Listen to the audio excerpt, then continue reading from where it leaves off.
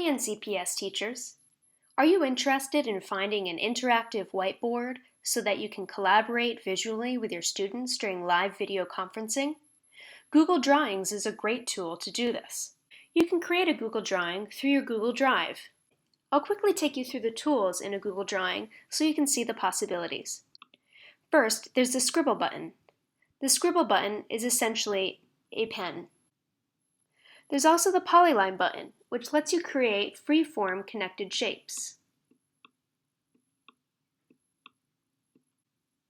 If you're interested in a more standardized shape, there are plenty available to you, including basic math equation shapes. If you look at the pull-down Insert menu, you can see other things that you can add. You can add images that you can upload from the computer or pull in directly from your Google Drive. Say you have a math worksheet that's a PDF or a Smart Notebook file. If you save that file as a JPEG or another image file, then you can upload that onto the Google Drawing, and students can write directly on it. You can also add text boxes, tables, various charts, and diagrams, such as timelines. One advantage to using Google Drawings as an interactive whiteboard is that you can see who has done what work.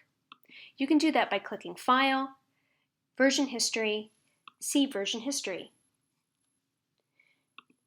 You can see that I've done some work here. One final thing to show you is that you can resize and reshape what that Google Drawing looks like. And also, that you can keep instructions or shapes to be pulled in on the outside of the Google Drawing. We hope you enjoyed this tech tip. Remember that you can find e-learning resources for students, parents, and staff under the e-learning tab at the NCPS website.